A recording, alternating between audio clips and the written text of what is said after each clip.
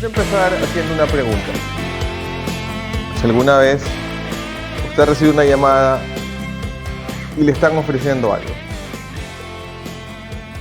que de repente le dicen sí, que le estamos llamando porque usted es un excelente cliente por el manejo de sus referencias, su tarjeta de crédito, sus cuentas y bla, bla, bla.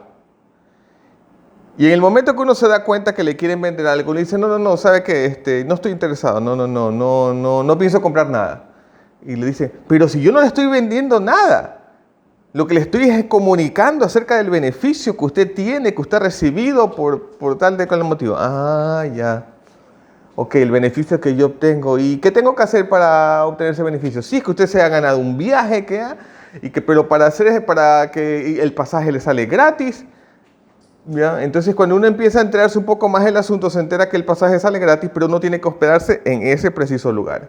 No es que uno pueda hospedarse donde quiera, sino tiene que ser precisamente en ese lugar. Entonces, ¿y uno qué es lo que piensa en ese momento?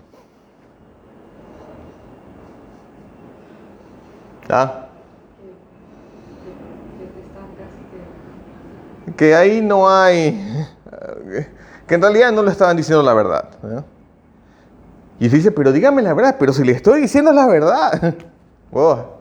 Y hay algunos que son más insistentes que otros, y bueno, en resumen, pero uno se pone a pensar, ¿por qué no me dice la verdad? ¿Qué tan diferente fuera el mundo si todos, todo el tiempo, dijéramos la verdad? Dice Mateo 12:35, el que es bueno lo es en su interior y habla de lo que tiene allí. De igual manera, el malo lo es en su interior y habla de lo que tiene allí. Nuestras palabras, lo que nosotros decimos, es el reflejo de lo que hay en nuestro corazón, de lo que hay en nuestro interior, de lo que sale de ahí. Es la fuente. Por eso es que nosotros vemos que una de las primeras características que tenían aquellos que estuvieron con Jesús fue que cambió su modo de hablar. Cambió su forma de hablar, cambiaron sus palabras, cambió su actitud y eso se reflejaba en sus palabras. Entonces, si uno de repente escucha una persona que solo pasa quejándose, que solo pasa hablando mal de otras personas y todo, es porque es lo que hay en su interior. Tal vez una envidia disfrazada, tal vez amargura, tal vez rencor, tal vez falta de perdón, pero es lo que hay en su interior. En cambio, si usted es optimista, habla cosas de bendición, habla bien de las otras personas, y si tiene algo mal que decir de alguien, se lo dice ahí sí, en su cara, frente a frente, en privado. No es que busca hacerlo quedar mal, no es que busca humillarlo ni nada. Entonces, ese es el reflejo de un corazón que está lleno de cosas buenas para dar. Y dentro de este contexto, hay una palabra que varias veces se escucha en conferencias, hasta en las iglesias, en las que se nos dice que debemos ser radicales. Que debemos ser personas radicales. Entonces, la verdad es que esta palabra, ¿no? Y en plural, radicales, hasta da miedo. Porque basta que usted busque en Google radicales, las noticias, y le sale un montón de noticias de gente que ha hecho destrozos en diferentes partes del mundo en nombre de alguna ideología, en nombre de alguna idea, en nombre de algún sentir.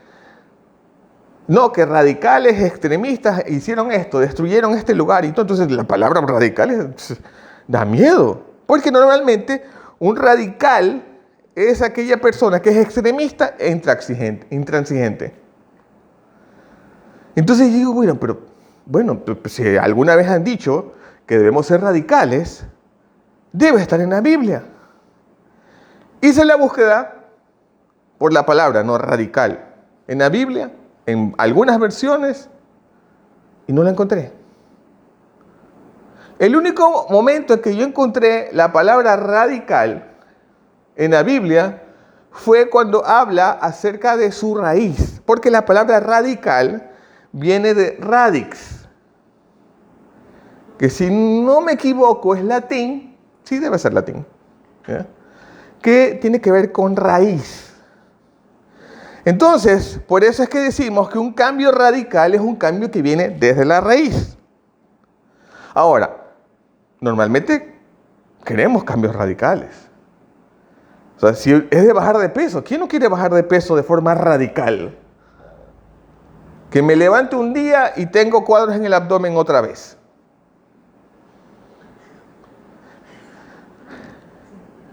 Un nuevo gobierno asume el control de una nación y queremos que las cosas cambien, pero así, de forma radical, de golpe, que todo esté bien, que la economía esté bien, que los negocios estén bien y que todo sí cambie de golpe. Porque normalmente queremos cambios radicales. Que si yo de repente empiezo a abrir un negocio o entrar a un nuevo trabajo, que de golpe la economía en mi casa vaya súper bien. El problema del cambio radical, ¿cuál es? Que muchas veces sucede que cuando hay un cambio radical, el proceso queda subestimado. Y ahora, cuando se nos dice que debemos ser radicales como Jesús, ahí el problema es que nos enfocamos más en las acciones que en lo que hay en nuestro interior. ¿Qué leímos hace un momento?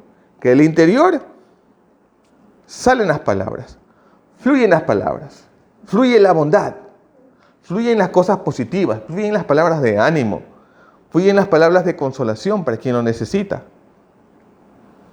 Entonces, ¿qué pasa cuando nosotros nos enfocamos más en las acciones que en lo que hay en nuestro interior? Nos enfocamos más en ellas porque, no, tengo que ser radical. Entonces, viene como que la lista de cosas. A ver, tengo que hacer esto, tengo que hacer esto acá, no tengo que hacerlo acá, no tengo que hacerlo acá, no tengo que hacerlo de acá. Y llegamos a convertirnos como una especie de profesionales que sabemos lo que tenemos que hacer, pero confiamos más en nuestra propia prudencia o en nuestro propio conocimiento que en aquel que es la fuente de todo el conocimiento. Dice Proverbios 3:5, pon toda tu confianza en Dios y no en lo mucho que sabes. Puedo saber qué es lo que debo de hacer, pero siempre debo enfocarme en el filtro que necesito. De enfocarme en depositar mi confianza en Dios. Y saber que en algún momento yo me puedo equivocar. Es más, en algún momento me voy a equivocar.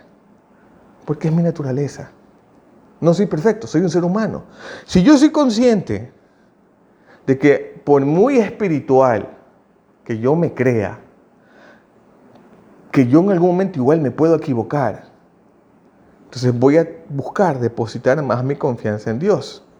Porque si yo confío más en mi proceder, entonces obviamente voy a buscar menos de Dios. Porque estoy confiado en que yo sé hacer las cosas. Yo estoy confiado en que yo ya conozco la ciencia de la obediencia. Pero en cambio, si yo soy consciente de que necesito de mi Padre, necesito de su gracia para cada día poder ser mejor, entonces deposito mi confianza en Dios. Dice más adelante en Proverbios 3, el 7 al 8, no te creas muy sabio. Obedece a Dios y aléjate del mal. Así te mantendrás sano y fuerte. Lo primero es una advertencia. No te creas muy sabio o no andes hecho el sabido, así como todo guayaco. ¿Ya? No creas que te las sabes todas. Y hay un orden, dice aquí, obedece y aléjate. No es al revés, no es que primero me alejo y después obedezco. Entonces, aquí viene como que, a ver, pero no es lo mismo, no suena muy similar, como que obedece y aléjate, o sea, como que son sinónimos. En este caso no, porque la obediencia no empieza en el momento de la acción. Es decir, no es que yo en el momento de estar tentado o estar en una situación en la que yo sé que si miento, evado mi responsabilidad, no es que la obediencia se dio en el momento que yo decidí decir la verdad, sino que la obediencia ya vino desde antes. Porque yo ya estoy convencido en mi corazón que debo decir la verdad.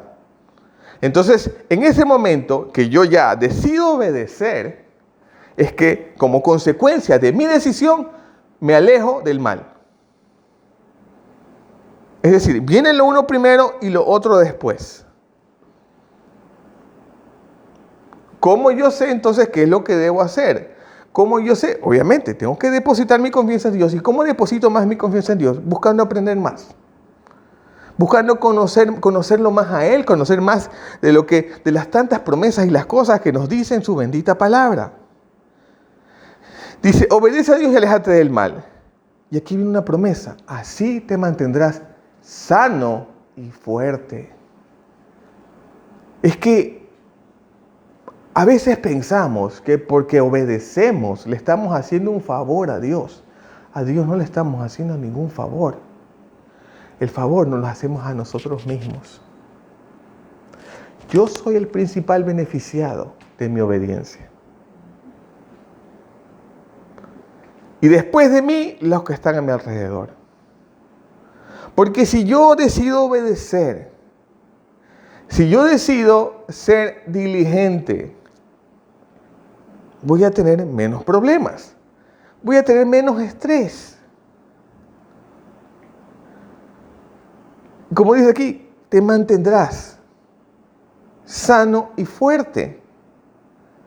Mi vida misma va a estar mejor. ¿Por qué?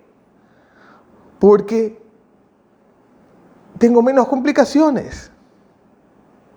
Y como dijimos hace un momento, tenemos que ir por nuestro proceso. A veces que nos acercamos a Dios y quisiéramos que las cosas que Él tiene que cambiar, que las cosas que sabemos que debemos cambiar o las cosas que debemos mejorar, quisiéramos que cambien así. Dios tiene el poder, el Espíritu Santo tiene la capacidad de hacer que las cosas cambien de golpe en nuestra vida. Sí, es verdad. No lo discuto. Hay cosas en el momento que yo me acerqué a Jesús que cambiaron en mí así, de un momento a otro. Oiga, yo me atrevo a decir que hasta el Señor me hizo una cirugía plástica. Porque yo veo mis fotos antes y yo digo, uy, ¿y este engendro dónde salió? Pero veo mis fotos después. Veo que en definitiva hasta el rostro me cambió, la cara me cambió. Y es lo que dice la Biblia, que el corazón alegre hermosea el rostro. Y claro que bueno, no es que tampoco me considere, wow, ¿no? Puchica, matador. Pero la verdad es que la expresión, la alegría de mi cara fue transformada y fue así. De un cambio radical.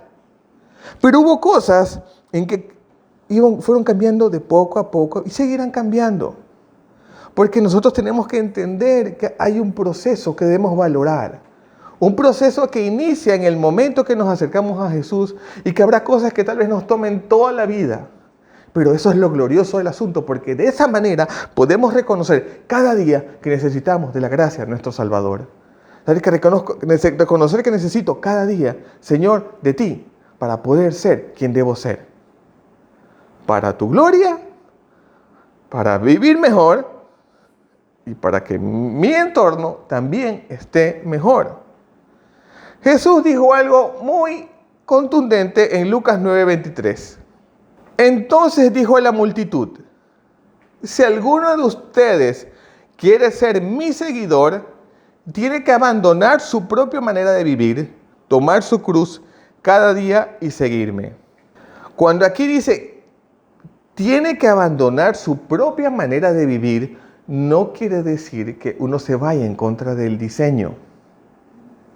Es decir, salvo excepciones, por supuesto, porque en algún caso es posible que de repente el Señor lo empuje a uno a tal vez dejar todo y dedicarse a trabajar para el tiempo completo. Es posible, puede ser, Pero de algo que sí estoy seguro es que Dios jamás va a querer que usted se salga del diseño de aquello para cual usted lo diseñó. Es decir, el Señor lo diseñó a usted de alguna manera. Y el diseño implica propósito. Y si usted ya en su vida, aunque sin conocer a Dios, ya ha estado dentro de ese propósito, ¿qué necesidad hay de cambiar? Porque en ese momento, su manera de vivir va acorde a la manera de vivir que Dios ha planificado para usted. Entonces, cuando se nos dice aquí que tenemos que abandonar nuestra propia manera de vivir, es cuando mi manera de vivir o cuando nuestra propia manera de vivir no va acorde a lo que Dios tiene planificado. Si usted, por ejemplo, es excelente profesional y usted se da cuenta que su profesión, más allá de darle obviamente sus réditos económicos y llenar sus bolsillos y bueno, no darle facilidad para muchas cosas, se da cuenta que usted disfruta cuando está dedicándose a su profesión. Se da cuenta que hay personas que reciben bendición por lo que usted hace. Personas que inclusive cuando hablan con usted hasta les levanta el ánimo y todo. Entonces, yo estoy 99% seguro que lo que usted está haciendo está alineado con el plan de Dios. Y si está alineado con el plan de Dios, ¿para qué va a cambiarlo? Cuando se nos dice nuestra propia manera de vivir es aquello que lo hacemos nosotros por nuestra cuenta sin tomar en cuenta el plan de Dios. Aquellas cosas que van de manera diferente a lo que nos gusta hacer. Aquellas cosas que inclusive nos sentimos hasta incómodos haciéndolas y que las hacemos de repente por obligación, porque somos responsables. Pero no es algo que haga que nuestro corazón lata. Entonces, en ese momento uno se da cuenta, no, aquí algo tiene que cambiar. Pero tenga presente que cuando se le dice que tiene que abandonar su propia manera de vivir, no es que usted tiene que convertirse como en Juan el Bautista, vestirse de la ropa así de pelos de camello y irse al desierto a alimentarse solo de langostas y miel. No se trata de eso. Se trata de que nuestra vida debe ir acorde al propósito del Señor. Y que como en aquellas cosas que somos buenos y en las que Él nos diseñó, Él las quiere usar para que de esa manera nosotros podamos ser luz para otros. Y aquí viene otra parte que dice, no solo tiene que abandonar su propia manera de vivir, es decir, dejar de lado aquello que no va acorde al plan original, tomar su cruz cada día y seguirme. Cuando se nos dice que debemos tomar nuestra cruz, no es otra cosa que lo mismo que fue la cruz para Jesús. No quiere decir que por esto cada cual deba ir tomar una cruz y ya crucifícame aquí. Ya. No se trata de eso. ¿Ya? La cruz para Jesús fue el hacer la voluntad del Padre a expensas de Él mismo. Por nosotros, por amor. Y su cruz y mi cruz es hacer la voluntad del Padre a expensas de mí. Es decir, ¿qué es lo que yo debo hacer para hacer la voluntad de mi Padre? Y como punto principal, ya vamos a ver más adelante, ¿qué es lo que debo hacer para poder hacer la voluntad de mi Padre? Ser radical implica no estar conforme con el mundo como está y decidir cambiarlo empezando por uno mismo. Pero no cambiarlo, como muchas veces leemos en las noticias, con violencia, sino con el poder del amor. Porque el Señor mismo dijo, de esta manera ellos sabrán que ustedes son mis seguidores al ver la forma como ustedes se aman unos a otros. Dice Hebreos 12:28. Así que seamos agradecidos, pues estamos recibiendo un reino que no se puede mover. Que esa gratitud nos haga adorar a Dios con humildad y obediencia como a Él le agrada. Ser radical es ser consciente de lo que tengo y afirmar que no lo cambio por nada. Es decir, saber que estoy recibiendo este reino, que nada ni nadie lo puede mover. Y como sé que lo estoy recibiendo, estoy agradecido. Tengo esa gratitud. Y esa gratitud, esa alegría que me trae el estar agradecido con mi Señor es la que me permite adorar a Dios con humildad y obediencia como Él le agrada, pero de esa manera, sabiendo que es su Espíritu el que me lleva a poder obedecer. No son mis méritos, no es lo mucho que yo haga, no es el hecho que yo siga unas reglas, sino que me acerco a Él. Y como me acerco a Él, su Espíritu es el que me da el poder para obedecer.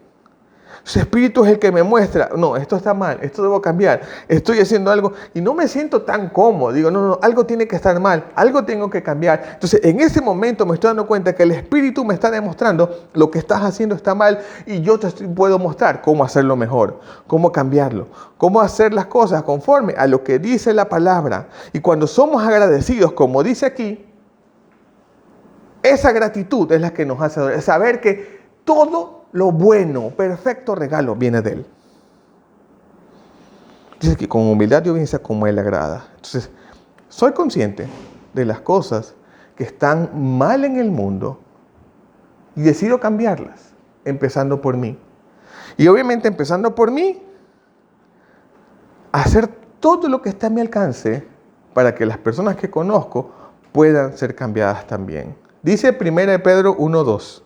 A ustedes, objeto del designio amoroso de Dios Padre, y consagrados por medio del Espíritu para que obedezcan a Jesucristo y sean purificados con su sangre, les deseo gracia y paz en abundancia. Ustedes que son hacia quienes va dirigido el amor de Dios. Y entonces, el amor de Dios viene para ustedes. El Espíritu Santo es el que nos capacita para obedecer. La sangre del Señor, el sacrificio de Jesucristo en la cruz, es aquel que nos permite acercarnos a Dios porque somos justos ante sus ojos. Y como consecuencia de todo eso, ¿qué nos dice aquí? Que la gracia y la paz vengan como consecuencia de lo anterior. Que la gracia que nos capacita para poder cada día ser quienes debemos ser y poder hacerlo en paz. Que en momentos difíciles esa paz que sobrepasa todo entendimiento pueda ser llenando nuestro corazón. Y eso es lo que implica en realidad ser radical. Reconocer que yo necesito de la gracia de Dios. Saber que ese reino que Él me está dando, saber que todo lo que Él me está dando, sabes que esto yo no lo cambio por nada. Y en ese sentir, sabes que esto es para mí y no lo... Entonces ahí es cuando esas raíces del ser radical, esas raíces, ese cambio radical en mi vida se da porque mis raíces están plantadas en Jesús. Y en ese momento yo sé que mientras más me acerco a Él, más firmes van a ser mis raíces y más radical voy a ser yo, pero no en el sentido de ser radical con la violencia, ni ser radical porque inclusive hay violencia verbal, de poco más y linchar verbalmente a otras personas por sus errores, como que si yo fuera el perfecto. Eso está mal, porque nosotros no somos llamados a juzgar, ya hay un juez. Nosotros somos llamados a amar, a ayudar, a levantar.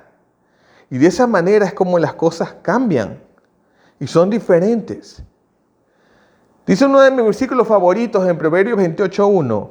El malvado huye aunque nadie lo persiga, pero el justo vive confiado como un león. No sé si alguna vez han visto ustedes, de repente una persona que está, pero que así como que, y de repente nadie lo está persiguiendo.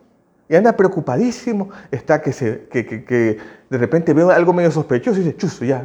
O alguien que tiene deudas. Y de repente se llama, chuzo, ya. Están que ya lo llaman a cobrar y todo, ya. Y de repente a lo mejor es la llamada de la abuelita, nada más para saber cómo está. Pero está en ese sentir porque sabe que tiene algo que por lo que los van a buscar. Como se dice comúnmente, el que no la debe, no la teme. Pero el que sabe que no tiene ningún tipo de problema, como dice aquí, está confiado como un león. ¿Han visto alguna vez un león en la televisión? O a veces hasta en los zoológicos. ese está frescote ahí. Ahí está, pero y él sabe quién es. Él no necesita que se lo recuerden. Y por eso está confiado. Porque sabe quién es. Y en este momento, yo te digo que tú debes saber quién eres. Porque esa nueva vida que tú tienes para recibir en Cristo Jesús es la vida que te da tu verdadera identidad. Es la vida que te permite ser radical, pero no un radical que busque linchar a otras personas, así sea con sus palabras, diciendo, tú pecador, algo así. No. Un radical que demuestra con su vida que es posible mantener raíces firmes en Jesús para sobre todas las cosas demostrar su amor, demostrar su verdad y demostrar que Él es el camino, la verdad y la vida.